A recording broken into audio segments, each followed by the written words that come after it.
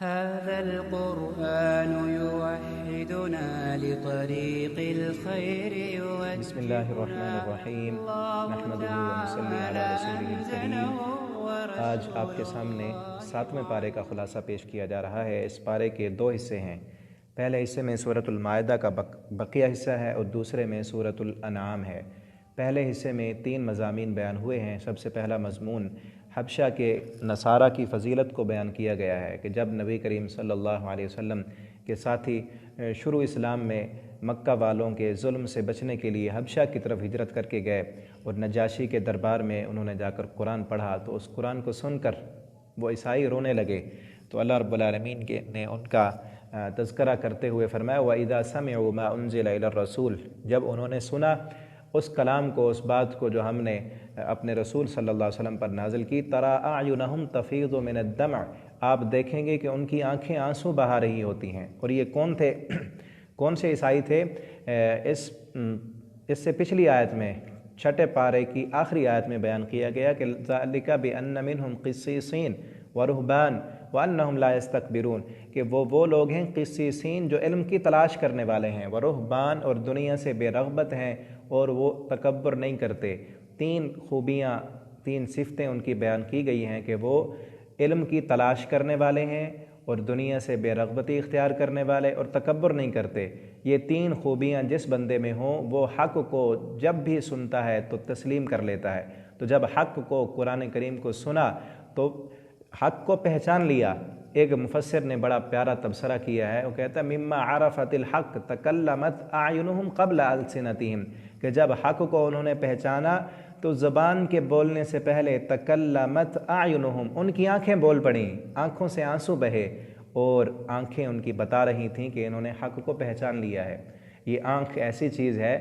کہ یہ سب سے نازک ترین انسان کے جسم میں اعضاء ہے۔ یہ آنکھ اللہ رب العالمین کی جو نعمت ہے، اور اس سے ہر چیز کا اظہار ہو جاتا ہے۔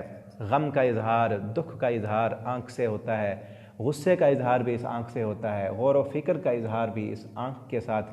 کیا جا سکتا ہے۔ تو ان کی آنکھیں آنسو بہانے لگیں، اور پھر یقولون، ان کی زبانیں بھی بول پڑیں ربنا آمنا فاکتبنا مع الشاہدین، انہوں نے کہا اے ہمارے رب، ہم ایمان لائے، تو ہمیں بھی شاہدین میں لکھ دے۔ اور پھر اپنے دل کی تمنا بھی بتائی وَنَطْمَعُ أَن يُدْخِلَنَا رَبُّنَا مَعَ الْقَوْمِ الصَّالِحِينَ، ہماری تو تمنا یہ ہے، ہمارے دل کی آرزو اور خواہش یہ ہے أَن يُدْخِلَنَا رَبُّنَا مَعَ الْقَوْمِ الصَّالِحِينَ، کہ ہمارا رب ہمیں نیک لوگوں میں داخل کر دے۔ تو اللہ رب العالمین نے ان کے اس طمع،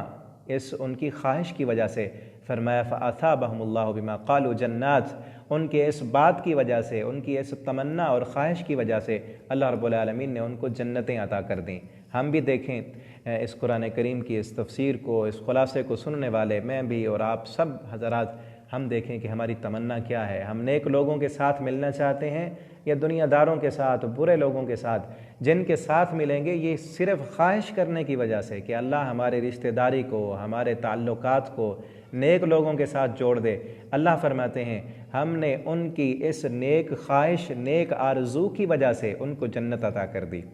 تو یہ پہلا مضمون ہے۔ اس کے بعد دوسرا مضمون اس حصے کا جو ہے، اللہ رب العالمین نے حلال و حرام کے کچھ مسائل بتائے اور فرمایا یا ایھا الذین آمنوا لا تحرموا طیبات، اپنی طرف سے کوئی چیزیں تم نے حلال یا حرام نہیں کرنی۔ اور اس کے بعد قسم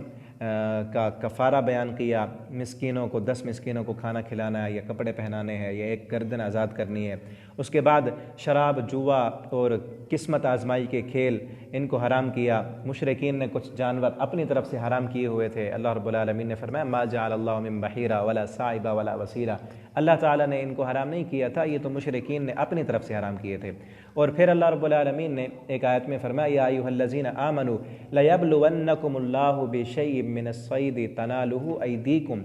کہ اللہ رب العالمین تمہیں آزمائیں گے۔ شکار، احرام کی حالت میں شکار کرنا اللہ رب العالمین نے حرام قرار دیا، تو صحابہ کرام جب احرام کی حالت میں تھے تو شکار ان کے ہاتھوں میں تھا۔ اللہ فرماتے ہیں ہم وہ حرام چیز تمہیں تمہاری دسترس میں دے کر ہم یہ دیکھنا چاہتے ہیں کہ تم لیعلم اللہ من یخافہ بالغیب، اللہ سے غیب میں ڈرنے والا کون ہے، کہ جب گناہ انسان کی اپنی دسترس میں ہو، انسان اس گناہ کو کر سکتا ہو، پورا اختیار اور کنٹرول ہو، اللہ رب العالمین کہتے ہیں ہم ایسے آزمائیں گے کہ وہ کام تم کر سکتے ہو، پھر دیکھیں کہ تم کرتے ہو کہ نہیں کرتے،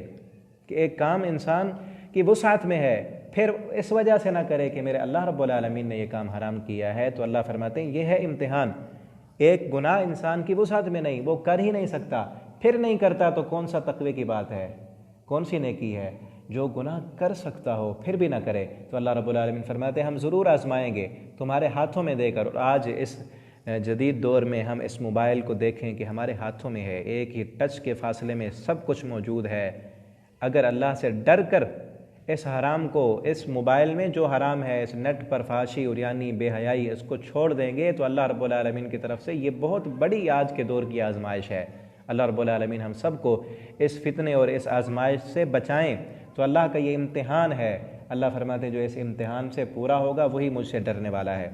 اور پھر اس حصے کا جو تیسرا مضمون ہے اس میں اللہ رب العالمین نے قیامت کے دن کا ذکر کیا ہے اور حضرت عیسیٰ علیہ السلام کا تذکرہ کیا ہے۔ فرمایا یوم یجمع اللہ الرسل فیقول ماذا اجبتم، کہ جس دن سب رسولوں کو جمع کیا جائے گا اور سب سے پوچھا جائے گا۔ وَإِذْ قَالَ اللَّهُ يَا عِيسَى ابْنَ مریم، اور عیسیٰ علیہ السلام کا خصوصی ذکر کیا کہ جب عیسیٰ علیہ السلام سے ہم پوچھیں گے مریم اذکر نعمتی علیک وعلی والدتک اذ ایدتک بروح القدس، وہ ساری نعمتیں اللہ رب العالمین عیسیٰ علیہ السلام کو گنوائیں گے اور پھر کہیں گے، اس میں پھر اس دسترخوان کا بھی ذکر ہے جو عیسیٰ علیہ السلام کے حواریوں نے کہا تھا کہ دسترخوان آئے، تو اسی وجہ سے اس سورت کا نام بھی سورۃ المائدہ ہے۔ وہ مائدہ دسترخوان، عربی میں دسترخوان کو المائدہ کہتے ہیں، تو اس کا بھی ذکر کیا کہ وہ بھی ہم نے اتارا تھا۔ اور پھر اللہ رب العالمین فرمائیں گے انت قلت للناس اتخذونی وامی الہین من دون اللہ، اے عیسیٰ کیا تم نے یہ کہا تھا اپنے لوگوں کو کہ مجھے اور میری ماں کو اللہ کے ساتھ بھی الہ بنا لو اللہ کے علاوہ؟ تو عیسیٰ علیہ السلام فرمائیں گے قال سبحانک ما یکون لی ان اقول ما لیس لی بحق، اللہ تو پاک ہے، میں ایسی باتیں کیسے کر سکتا ہوں، میں نے یہ نہیں کہا تھا۔ تو اللہ رب العالمین نے قیامت کا ذکر کرتے ہوئے یہ عیسائیوں کو پیغام دیا کہ تم تو یہ کہتے ہو کہ عیسیٰ علیہ السلام اللہ کے بیٹے ہیں اور قیامت کے دن ہمیں چھڑا لیں گے۔ قیامت کے دن تو ہم خود عیسیٰ علیہ السلام سے بھی سوال کریں گے، ان سے پوچھیں گے کہ تم نے یہ کہا تھا، اور عیسیٰ علیہ السلام اس دن کہیں گے اللہ میں نے نہیں کہا۔ اور پھر فرمایا قال هذا يوم ينفع الصادقین صدقهم، اس دن پھر اللہ رب العالمین فرمائیں گے اس قیامت کے دن کہ یہ ہے وہ دن یوم ينفع الصادقین صدقهم، کہ جس دن صرف سچوں کو ان کی سچائی فائدہ دے گی، باقی کسی کو کچھ بھی فائدہ نہیں دے گا۔ اور سب سے بڑی جو سچائی ہے اس کائنات کی وہ اللہ رب العالمین کی توحید ہے۔ جو انسان اللہ کی اس توحید پر قائم اور دائم رہے گا اس کو یہ فائدہ دے گی۔ اب اس کے بعد اس پارے کا دوسرا حصہ ہے جس میں سورۃ الانعام ہے۔ اس حصے میں 3 مضامین بیان ہوئے ہیں بڑی تفصیل کے ساتھ۔ سب سے بڑا مضمون جو اس سورت میں ہے وہ توحید ہے، توحید اور رسالت، اور اس کے ساتھ ساتھ قیامت کا بھی ذکر ہے۔ توحید، رسالت اور قیامت۔ اللہ رب العالمین فرماتے ہیں کل من ما فی السماوات والارض، ان سے پوچھیں، توحید کے دلائل دیں، ان سے پوچھیں ما فی السماوات والارض کہ کس کی بادشاہت ہے اس زمین میں اور آسمان میں۔ قل اللہ، یہ نہیں جواب دیں گے تو آپ خود ان کو جواب دیں کہ اللہ کی بادشاہت ہے۔ کتب علی نفسہ الرحمہ، اللہ نے اپنے ذات پر خود رحمت لکھ دی ہے، اس لیے عذاب نہیں آ رہا کہ یہ لوگ الٹے سیدھے مطالبات کر رہے ہیں کہ ہم پر جو ہے نا فرشتہ کیوں نہیں نازل ہوا، یا آپ صلی اللہ علیہ وسلم سے کہتے کہ جاؤ ایک مکمل کتاب لے کر آؤ تو پھر ہم مانیں گے۔ اللہ رب العالمین نے اس کا بھی جواب دیا کہ اگر ان کو پوری کتاب دی جائے، لو انزلنا علیک الکتاب فی قرطاس، ایک کتاب کی شکل میں ان کو کتاب دی جائے، فلامسوا، پھر اس کتاب کو یہ اپنے ہاتھوں سے چھو کر بھی دیکھیں، پھر بھی یہ نہیں مانیں گے، پھر بھی یہ کہیں گے ان ھذا الا سحر مبین، یہ جادو ہے۔ تو اللہ رب العالمین نے فرمایا کہ ہم نے یہ رحمت لکھ دی ہے اس لیے عذاب نہیں آ رہا۔ لیجمعنکم الی یوم القیامہ، ہم ان کو قیامت کے دن ضرور جمع کریں گے، پھر ان سے پوچھیں گے یوم نحشرہم جمیعا، کہ جس دن ہم جمع کریں گے، ثم نقول، پھر ہم ان سے کہیں گے للذین اشرکوا، جن لوگوں نے دنیا میں شرک کیا، توحید کو چھوڑا، توحید ان کی سمجھ میں نہیں آتی تھی اور کہتے تھے کہ یہ لوگ، یہ ہمارے شرکاء قیامت کے دن ہمیں چھڑوا لیں گے۔ اللہ فرمائیں گے این شرکاکم الذین کنتم تزعمون، وہ تمہارے شریک کہاں ہیں جن پر دنیا میں تم یہ گمان کرتے تھے کہ ہمیں اللہ کی بارگاہ میں چھڑا لیں گے، اب وہ کدھر ہیں؟ اور پھر اللہ رب العالمین نے آگے فرمایا وَلَوْ تَرَىٰ إِذْ وُقِفُوا عَلَى النَّارِ،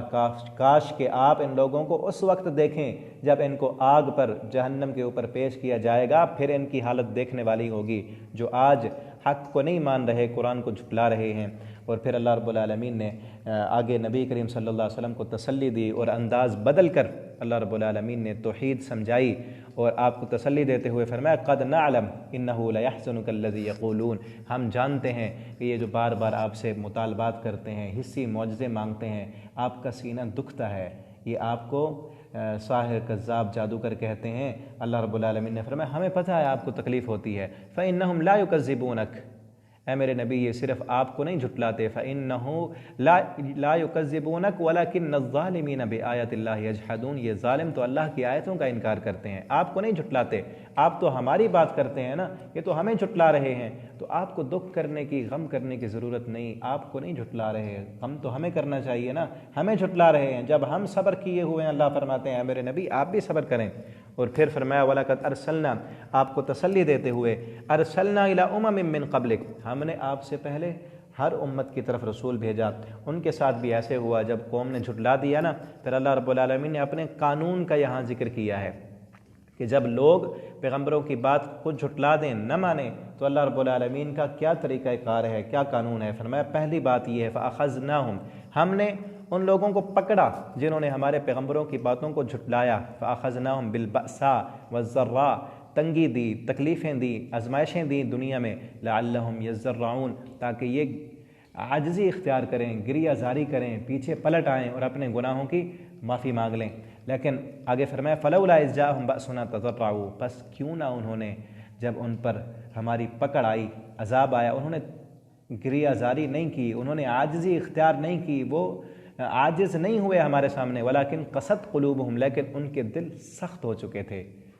عاجزی نہیں کی، گڑیا زاری نہیں کی، اللہ کے سامنے نہیں جھکے، ان کے دل سخت ہو چکے تھے، اور شیطان نے ان کے لیے ان کے کام مزین کر دیے تھے۔ پھر اللہ رب العالمین فرماتے ہیں فَلَمَّا نَسُوا مَا ذُكِّرُوا بِهِ، جب وہ بھول گئے ہماری نصیحتوں کو، ہم نے کیا کیا، فَتَحْنَا عَلَيْهِمْ أَبْوَابَ كُلِّ شَيْءٍ، ہم نے ان پر اپنی رحمتوں کے دروازے کھول دیے، ہر چیز دی ان کو،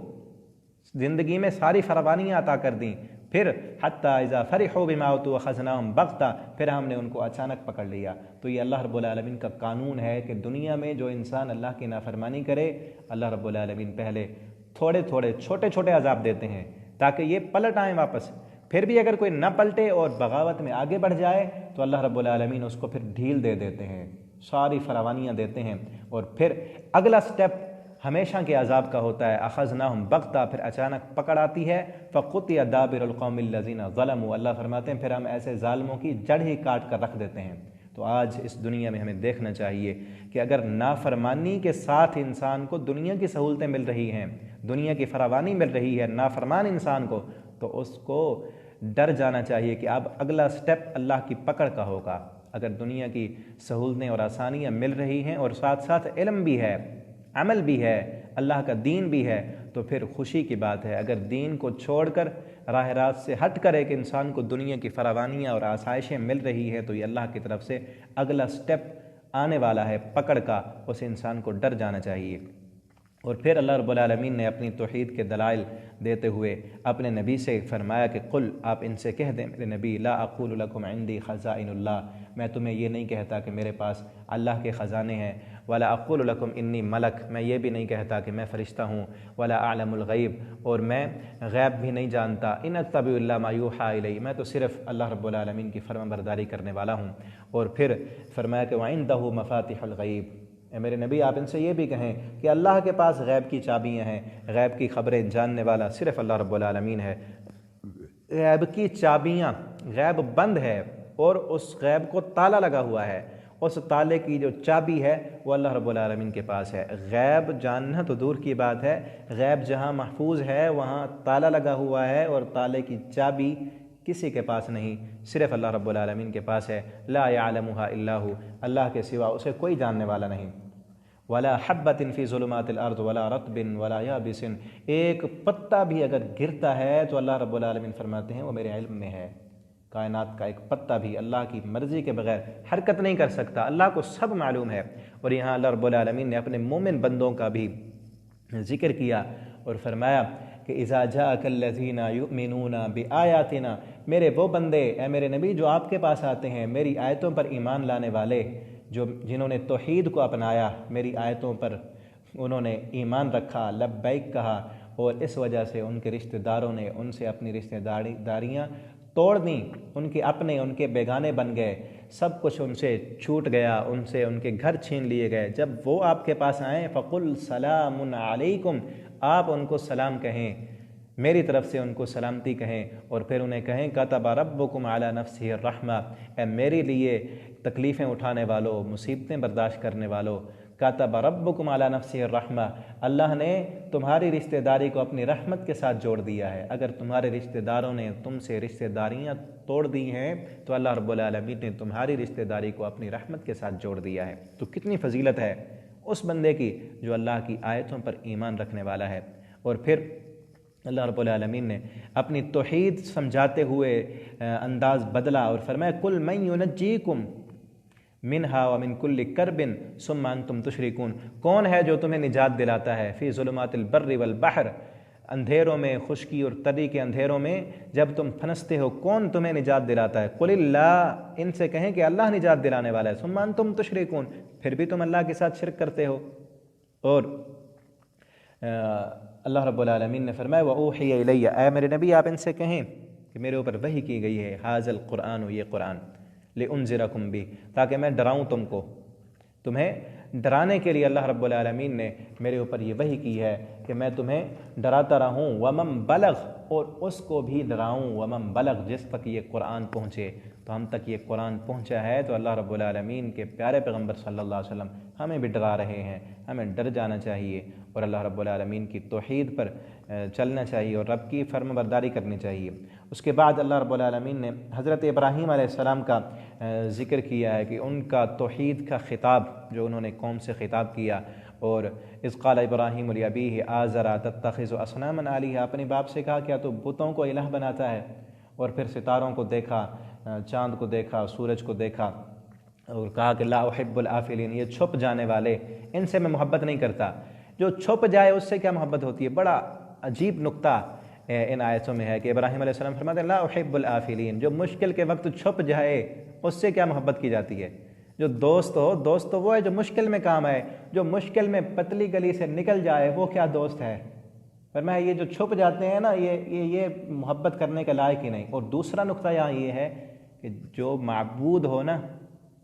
اس سے محبت بھی کرنی چاہیے۔ فرمایا یہ چھپ جاتے ہیں، یہ معبود نہیں ہو سکتے، اور پھر محبت بھی نہیں ان سے۔ اور پھر اللہ ابراہیم علیہ السلام نے جب سب چیزوں کو دیکھا نا، اور پھر بعد میں کہنے لگے انی بری مما تشرکون، اے میری قوم میں تم سے بری ہوں، اس شرک سے بری ہوں۔ جب ان شرک سے برات کا اعلان کیا نا، ہدایت کی طرف آئے، تو پھر حاجہ قومہ، قوم فوراً جھگڑنے لگی۔ جب ضلالت پر تھے، جب توحید کی بات نہیں کی تھی، ستارے کو معبود کہا، چاند کو معبود کہا، سورج کو معبود کہا، قوم نے کوئی جھگڑا نہیں کیا۔ ستارہ معبود تھا، تبدیل کیا، چاند بنایا، چاند کو تبدیل کیا، سورج بنایا، قوم نے نہیں جھگڑا کیا۔ جب ابراہیم علیہ السلام نے ان سب باطل معبودوں کو چھوڑا اور حقیقی معبود کی طرف آئے، انی وجہت وجہی للذی، قوم فوراً جھگڑنے لگی۔ تو یہاں یہ نقطہ ملا کہ جھگڑا اس کے ساتھ کیا جاتا ہے جو حق پر آ جائے، جو باطل پر رہے، باطل پرستوں کے ساتھ رہے، ان سے کوئی جھگڑنے والا نہیں ہوتا۔ تو پھر آگے اللہ رب العالمین نے بڑی پیاری بات کی ہے، بڑا ہی پیارا نقطہ بیان کیا جا رہا ہے، بڑا توجہ طلب۔ اللہ تعالیٰ فرماتے ہیں الذین آمنوا ولم یلبسوا ایمانہم بظلم اولئک لہم الامن۔ توحید کی اہمیت اور فضیلت، اور اللہ رب العالمین نے اس آیت میں فرمایا کہ الذین آمنوا ولم یلبسوا ایمانہم بظلم، وہ لوگ جو ایمان لائے، موحد بن گئے، عقیدہ توحید اختیار کیا اور اس کے ساتھ شرک کی ملاوٹ نہیں کی، اولئک لہم الامن، ان کے لیے امن ہوگا۔ آج دنیا میں امن کا ایک ہی راستہ ہے، ایک ہی راستہ، عقیدہ توحید اپنا لیں تو امن آ جائے گا۔ آج لوگ امن کی بات کرتے ہیں، عقیدے کی بات نہیں کرتے۔ عقیدہ امن کے ساتھ ہے، امن عقیدے کے ساتھ ہے۔ عقیدہ درست ہوگا تو اللہ رب العالمین کی طرف سے گارنٹی ہے کہ امن آئے گا۔ اگر عقیدہ ٹھیک نہ ہوا تو کبھی امن آ ہی نہیں سکتا۔ اور پھر اللہ رب العالمین نے آگے فرمایا کہ انا قدروں نے میری قدر ہی نہیں کی، اللہ نے گلہ کیا ہے، وما قدر اللہ حق قدری، کہ نا قدرے لوگوں نے اب اپنے رب کی قدر ہی نہیں کی۔ اور اللہ رب العالمین نے یہاں پر 18 پیغمبروں کا ذکر کیا ہے، 18 انبیاء کا ذکر کیا ہے۔ اس میں رسالت بھی ہے کہ اللہ رب العالمین نے اپنے رسول کو تسلیاں دی، اور 18 پیغمبروں کا ذکر کر کے فرمایا لئن اشرکوا، اگر یہ بھی شرک کرتے تو ان کے اعمال بھی ہم ختم کر دیتے۔ اور آگے اللہ رب العالمین نے اپنی توحید کے دلائل دی ہیں کہ ان اللہ فالق الحب والنوا فالق الاصباح وجعل اللیل سکنا والشمس والقمر حسبانا وهو الذی انشأکم من نفس واحدہ، کہ رب تو وہ ہے جو گٹھلی سے پورا درخت نکالتا ہے، وہ تمہیں اس نے نفسوں سے پیدا کیا۔ اور پھر اللہ رب العالمین نے یہ سارے دلائل دیتے ہوئے کفار کا جو مطالبہ تھا، بار بار وہ ایک حصی معجزے کا مطالبہ کرتے تھے، یا کہتے تھے ہمارے پاس فرشتہ آئے، یا ہم خود اپنی آنکھوں سے اپنے رب کو دیکھنا چاہتے ہیں، تو اللہ رب العالمین نے ان کے جواب میں 2 باتیں کی ہیں۔ فرمایا لا تدرکہ الابصار وہو یدرک الابصار، تمہارا یہ مطالبہ رہا کہ ہم اللہ تعالیٰ کو دیکھتے ہیں، تو اللہ کو ان آنکھوں سے کوئی نہیں دیکھ سکتا، لا تدرکہ الابصار، آنکھیں اس کو نہیں دیکھ سکتی، وہو یدرک الابصار، اور وہ سب کو دیکھتا ہے۔ اور دوسری بات یہ بتائی کہ قد جاءکم بصائر من ربکم، اللہ رب العالمین کو تم نہیں دیکھ سکتے، لیکن رب نے اپنی نشانیاں دی ہیں، اپنی علامتیں دی ہیں، ان نشانیوں کو دیکھو۔ قد جاءکم بصائر، یہ بصائر تمہارے پاس بصیرت آ چکی ہے، اس کو دیکھو، یہ قرآن۔ اور یہی اسی پچھلے آیتوں میں جو اللہ رب العالمین نے اپنی توحید کے دلائل دیے کہ اس دلائل کو دیکھو، اس پوری کائنات کو دیکھو، اس کائنات کو دیکھ کر اس کے بنانے والے کو دیکھ لو۔ اور بصائر بصیرت سے ہے کہ صرف آنکھوں سے نہیں بلکہ دل کی آنکھوں سے دیکھو، بصارت دل کی آنکھ سے دیکھنے کو کہتے ہیں، کہ دل کی آنکھوں سے اللہ کی اس کاریگری کو دیکھو اور رب کو پہچان لو اور رب کو مان لو۔ اور فرمایا فمن ابصر فلنفسہ، جس نے بصارت کی آنکھوں سے دیکھا تو اسے فائدہ ہوگا، اور ومن عمی فعلیہا، جو اندھا ہو گیا،